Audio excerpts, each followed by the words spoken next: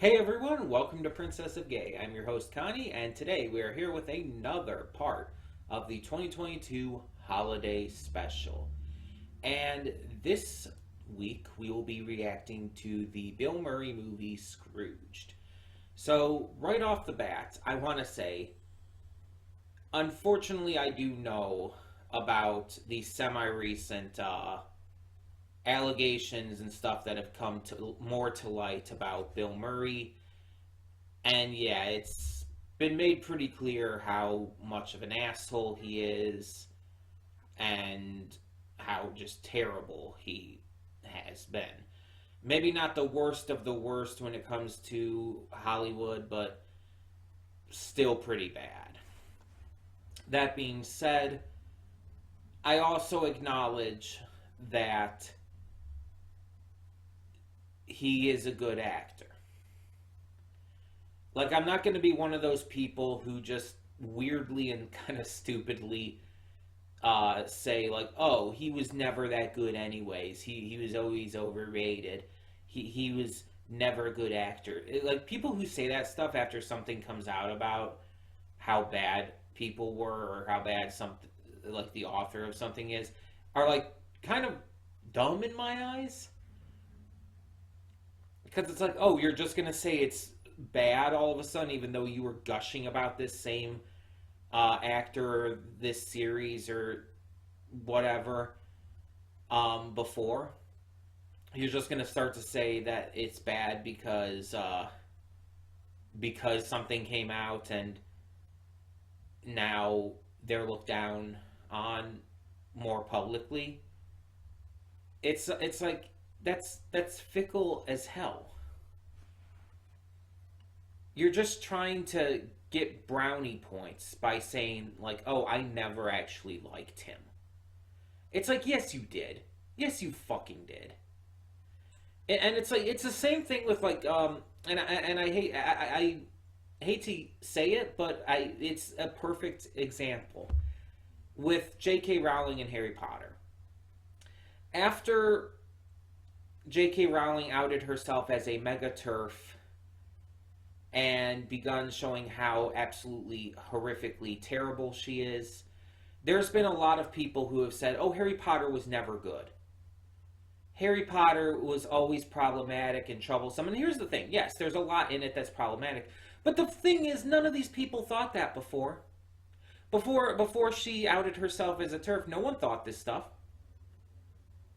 And you could say maybe no one noticed it or whatnot because they were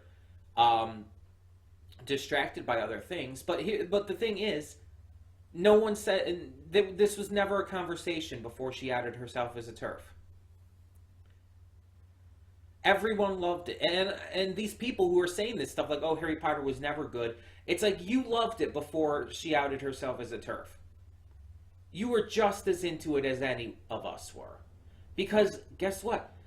Even if there's some problematic stuff in it, J.K. Rowling is still a good author. I'm sorry, but that's undeniable. Is there problematic stuff in it? Yeah. Is she problematic? Fuck yeah. But that doesn't mean the books were bad. The books were very good. Very well written. And I was a huge fan. And I always acknowledged how good they were. But I also acknowledge that I cannot support a franchise like that anymore. And I won't. And it's like... But to say that it was never good or that you never liked it or stuff like that is just ludicrous. It's just stupid. And you're lying. Straight up. You're lying to try and make yourself feel better. Again, has there always been problems with the books? Like, actual, like, issues with how she wrote them? Yeah. Has there always been problematic shit in them? Yes. That's always existed. But we never looked at it, or we overlooked it because of how good they were otherwise written. those negatives never took us out of it. And again, we're never in the conversation prior to all of this. And honestly, the same goes for a lot of actors. A lot of actors who have been proven to be shitty. It's like people like to say like, "Oh, they were always bad people. There was all this evidence before." And this not only just goes for actors, goes for athletes or just celebrities in general.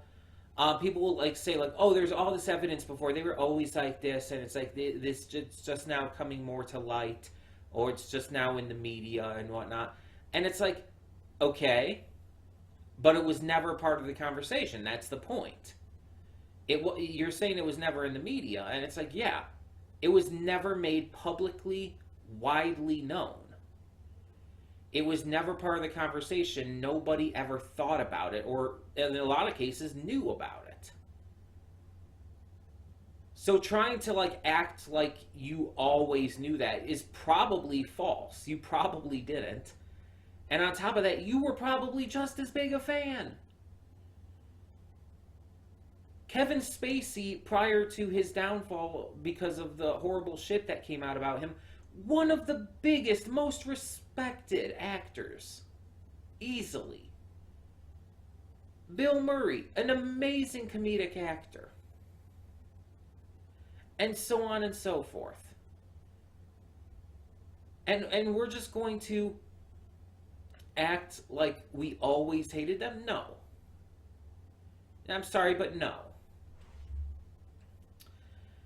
Anyway, sorry for that little bit of a rant there. But the entire Bill Murray thing just kind of... It's been bothering me the way people have been treating this and the way people treat a lot of this stuff. They act like they were never fans, but they very much were. I have actively seen people gush over something or someone and literally shit talk it and say they never liked it. Like, once it's come out that it was, that it was, or they were bad. Literally the same people. I've seen it happen. And it's fucking stupid.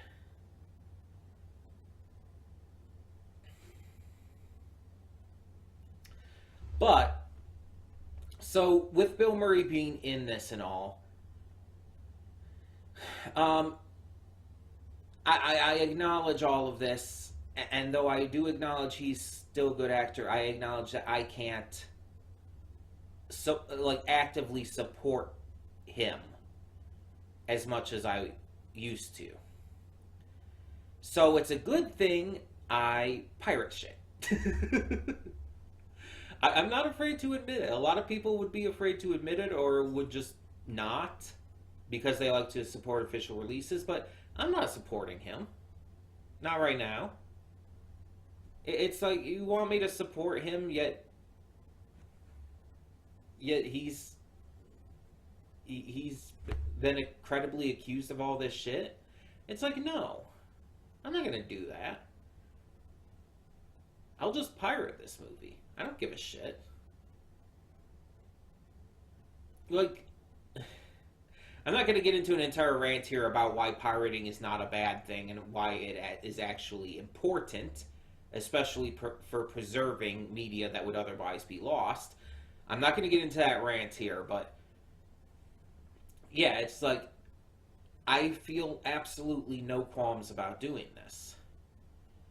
And again, he's a great actor nonetheless. And because of that, I'm just going to enjoy the movie as it is. I'm just going to enjoy the movie, hopefully enjoy the movie, as it is and as it's meant to be enjoyed. So, what do I know about this movie? I know we're almost 10 minutes in and I'm just talking about the actual film. I believe, based on the title as well, that it is a kind of a Christmas Carol type of thing. It basically with the idea of Bill Murray's character being a Scrooge-like character, a miserly fellow, you could say. and having to learn the true meaning of Christmas, all of that jazz. I don't know if there's actual like spirits in this, like there is in A Christmas Carol, but we'll see on that. I don't know like how direct of like a Christmas Carol type of story it is, or if it's just like taking the most general inspiration. I believe it's more modern day, and I have seen like maybe the first 15-20 minutes, like well over a decade ago, when because I tried to watch this once, like I was still in high school. I tried to watch this once and I fell asleep, and I just never tried again. And I didn't fall asleep because I thought it was boring or anything. I just fell asleep because I was tired because I tried watching it at night. I believe was I back in high school? Maybe I was just out of high school and maybe I was in college. I might have been in college because I might have been at the dorm when I tried to watch it. Maybe. I'm either like late high school or like when I was in college at the dorms, which would have been just out of high school. So like 2011, 2012. So about a decade ago still. So yeah. But I don't remember pretty much anything about it other than Bill Murray and obviously some level of connection to Christmas Carol. I don't know who else is in this. I don't know really anything else about it. So I'm definitely interested to check it out. Um, and hopefully I end up enjoying it. Hopefully it ends up being a really good one. Especially after last week's, after Mixed Nuts, which was not good. And another one that featured a pretty famous comedian. It's like I'm really hoping that this is a lot better than Mixed Nuts was. Um, because with the first two of our Christmas special this year, so far we really have not been hitting it well. This Christmas special has not been so holly jolly. Because the Sailor Moon one, it's like even ignoring the mistake that was made with on my part, the actual movie for Sailor Moon S was not that great. It really was, and it wasn't like terrible, but it wasn't that great. Mixed Nuts was pretty bad. It had some good points to it, but overall was pretty bad. And then you had, well, and then you have this, and next week is Miracle on 34th Street, the original. So it's like hopefully these two end up like balancing things out at least, but we'll see. Um, it's hard when I've seen most of the big Christmas movies already, and there's not really much of anything else to go with for holiday films. So it's like starting to see some more obscure ones, or in this case, some of the few bigger ones I just haven't seen. So it's hard to say what we're going to get into. But yeah, either way, I'm definitely interested to see what this is like. So we're just going to get this started. When the screen fades to black, pause this redirect and go to the description below. Follow the link to the reaction, and after you watch it, come back here to the redirect and resume play. Because after it fades to black and then fades back in, everything from that point forward will be my afterthoughts and will contain spoilers to the movie. So, that being said, thank you so much for tuning in, and I will see you at the reaction. And we are back, and we'll begin with spoilers in 3, 2, 1, now.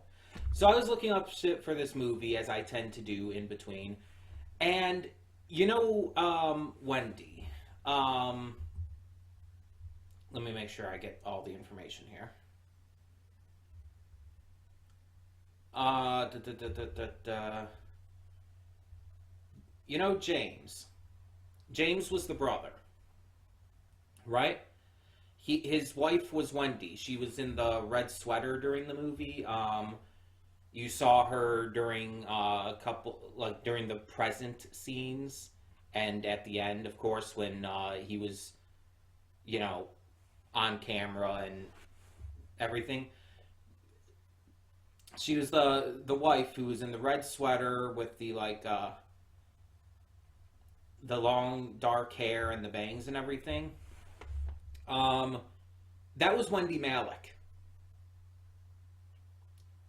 That was Ida from the Owl House. I I I did not even begin to recognize her. I would never have guessed that. She was so much younger there. Her voice was different, like it was younger and everything. I didn't realize that all that was her, but that was her. That was Wendy Malick. I went back and watched the scene again, and it's like I can kind of hear it, but again, it's very different. And also, their father was apparently he was apparently Brian Doyle Murray. It's like I thought his voice sounded familiar, like especially when he was yelling. And it's like, okay, that's why. And Brian Doyle Murray, for those who don't know, is Bill Murray's brother, and he's been in a number of things, both on his own and with his brother.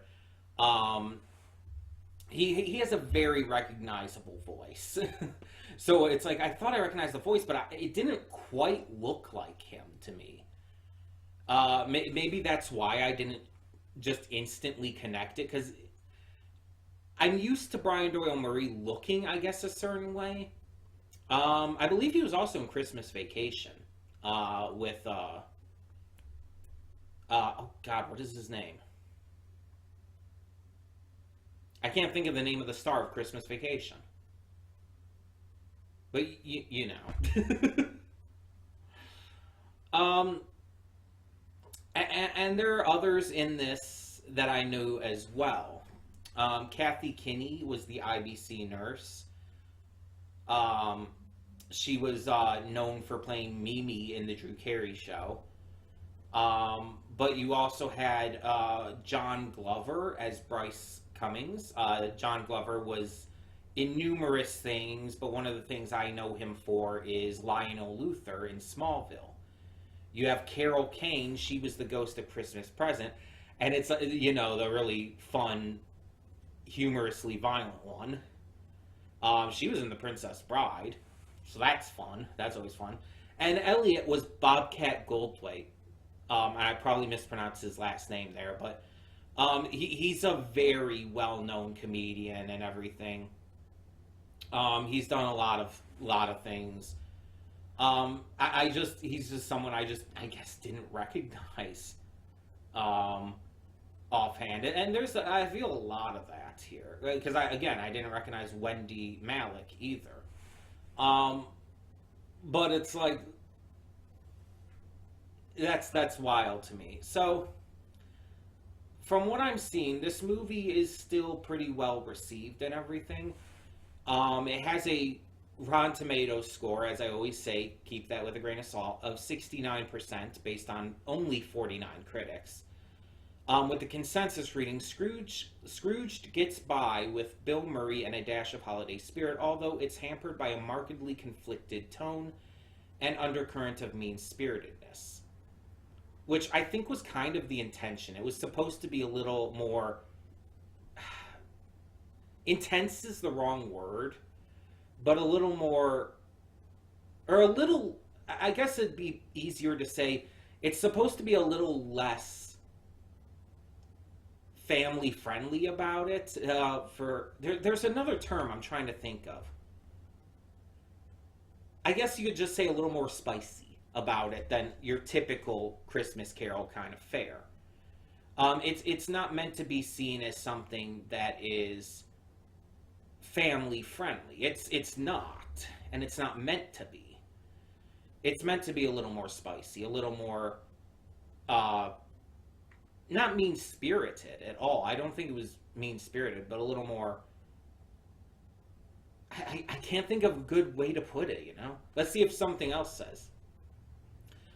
Um, Pre-release audience screenings had 93% rating the film as very good, which is the highest rating that Paramount Pictures had received at the time. This came out in the late 80s, by the way. Press screenings near to the release, however, were met with responses ranging from ovations to disgruntlement. So it seems like very mixed. Audiences polled by CinemaScore gave the film an average grade of B plus. On release, reviews were similarly mixed. Roger Ebert called it one of the most disquieting, unsettling films to come along in quite some time. In what way? Saying that it portrays pain and anger more than comedy. I'll talk more about my thoughts regarding things with that in a minute here, but Empire's William Thomas called it a slick and cynical. Cynical is a good word for it. It was definitely meant to be more cynical than a classic Dickens tale version of Christmas Carol, and that's fine. I think that's what they were going for. But William Thomas also said, it is only funny when Murray's character is being a complete bastard. The Washington Post's Joe Brown said that it was a sprawling mess, but that he liked it. Brown said that Scrooged was unlikely to become a seasonal tradition like It's a Wonderful Life and Miracle on 34th Street, the latter of which we will be watching next week. Considering that it would age poorly and either scare or be too adult for child audiences. It's not meant for child audiences. It's very clearly not. And as for aging poorly, I actually don't think it did. I think it still fits, honestly.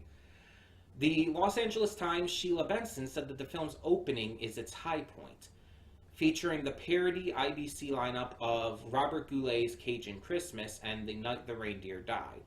But as the film progresses, the laughs become more sporadic and the tone becomes darker.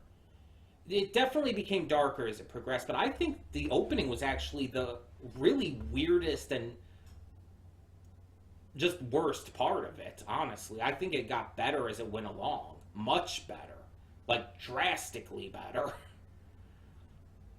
Benson said that the film is a massive, sharp, well-deserved paper cuts to the entertainment industry, citing Murray's character, whose life knowledge is based on the golden age of television, and Mitchum's character, who wants to add elements to the network shows that attract pet audiences. But Benson lamented that these details were never expanded upon. They were just details. They were just meant to be that. The Hollywood Reporter said that the story is uproarious and sometimes vitriolic, labeling it as a scathing satire of the entertainment industry. Yeah, it kind of is a satire in a way, but it's also just a more cynical adaptation of the Christmas Carol story. But it is also kind of satirizing television and the industry. It also said that was a wild and woolly holiday feast that should scrape off the competition. Their review continued that Scrooged features wickedly amusing flashbacks, but also some overwrought comic misfires. The Radio Times' John Ferguson appreciated the film, calling it a joyously black Christmas treat. But once the sentimentality starts seeping in, it seems like a misstep. A 2007 review by Den of Geek agreed, saying that the film and Murray are at their best before the redemption begins, and that the only film to come close to capturing Murray's vitriol was Bad Santa. Bad Santa's not a good movie. I have seen that. There's a lot more here, so let me try to find some more genuine positive reviews here. Okay, Carol Kane was praised for her performance, according to this. Okay, I'm just seeing, like, just general stuff on, like, the specific actors and all from here on.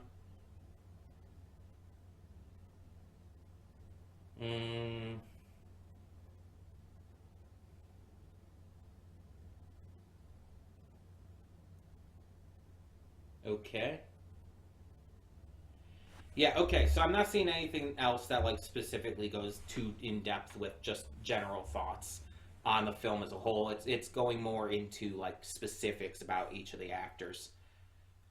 Let's give my thoughts on it. This movie started rough. Like, I was not enjoying it. And maybe when I did first try to watch it all those years ago, like a decade ago or so, maybe I did fall asleep because I wasn't enjoying it. Um, because it's after where I got before. I do know that it's well after where I got before that it started to pick up. Um, because like the first about 20 minutes or so are the setup. It's introducing the characters, it's introducing the ideas of it all, and then it really kicks into overdrive once the ghosts start to appear. And with each ghost that appears, it gets better and better.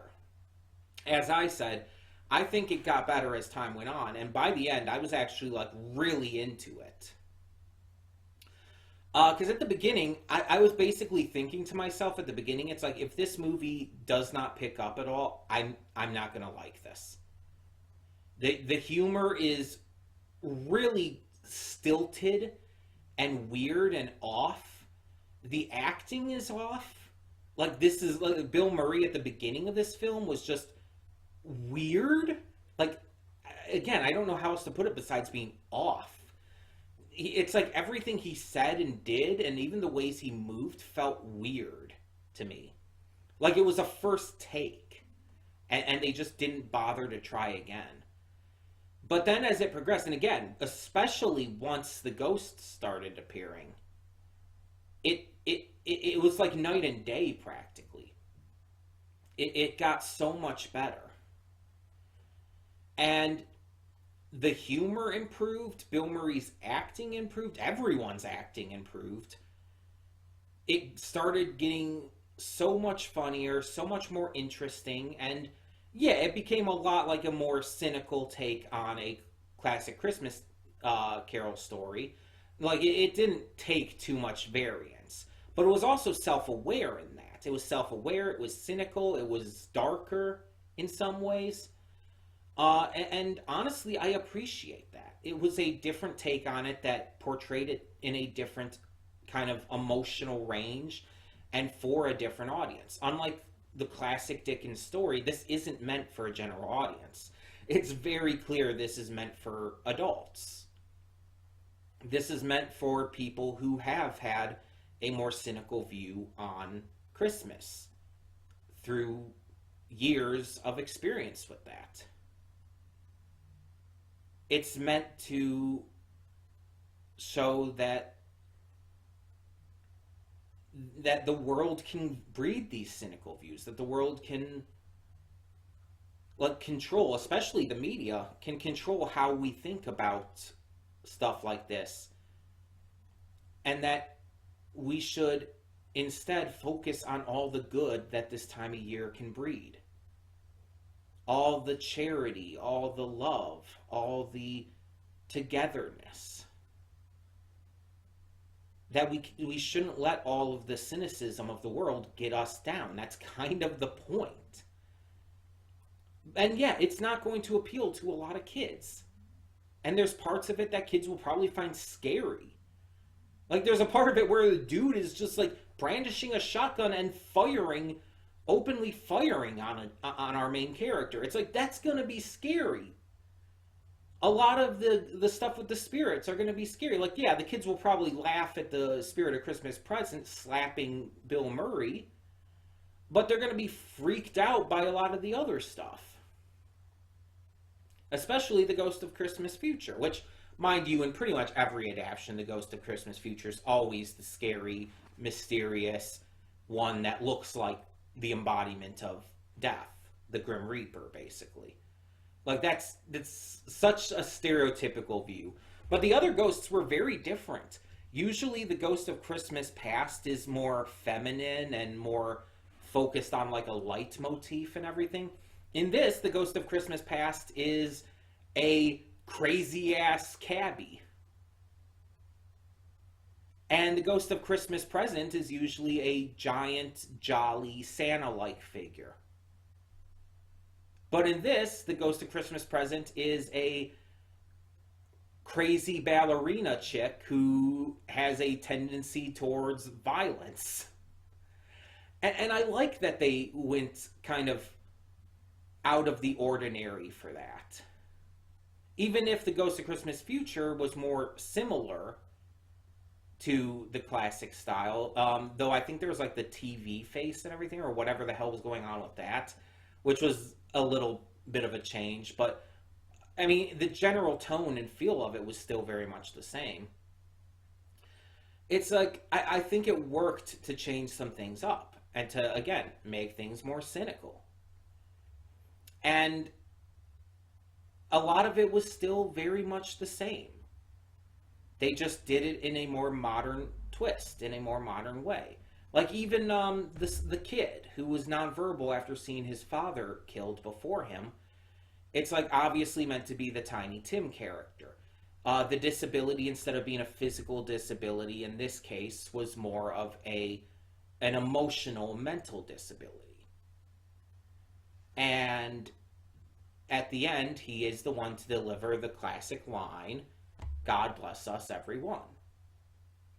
Which I did see coming, and it's like, it wasn't a surprise, but it still got to me because it's like, it was well performed and it was well built up to, and it worked on a conceptual level. And you had a lot of things that the original Christmas Carol also, it kind of included to some degree. In the original Scrooge, there was the story about his past and everything, and about the girl he loved, although that I don't think came into anything in the future, in the current day, after he reformed, after he got reformed. He did have something in the past with a girl, and in this, that does end up getting resolved, mind you, but the idea is still there. Obviously, with his secretary being like the Bob Cratchit like character, his brother in there and everything also kind of played a similar role with that. There all of the elements were there, but they were handled in a notably different way that made it work in a different way. And I think that was a good way to handle it. I think that it was smart. It was progressively more funny as it went along.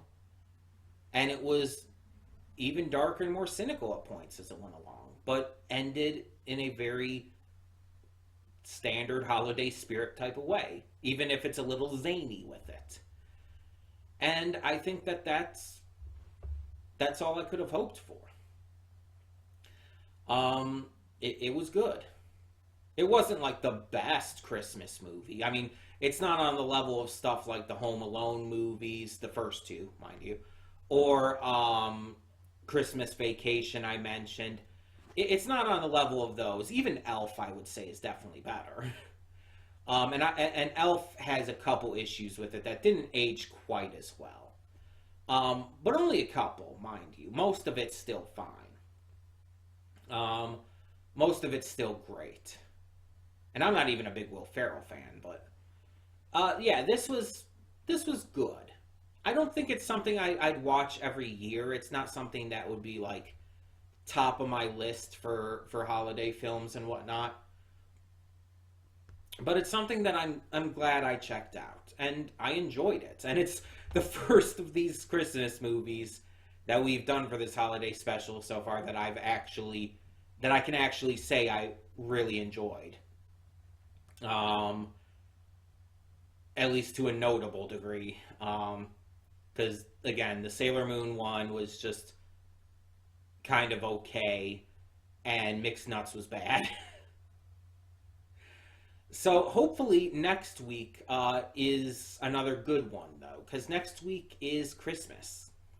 And we close off our holiday special with Miracle on 34th Street, the original one. Another film I haven't seen. I haven't seen any version of it, so I'm very curious as to why it's considered one of the all-time best holiday films. I don't know. I don't know what the movie's about, so I can't say. Obviously, no spoilers. But I'm very interested. I'm definitely interested to see what we have in store for that. And for those who celebrate Christmas, I hope you're having a great Christmas season. For those who don't, I hope you're having a wonderful holiday season, no matter what you celebrate or if you don't celebrate anything. I hope you're having a great time anyway. And let me know what you thought of Scrooged down in the comments below. For now, though, I'm Connie and I'm signing off. See y'all next time.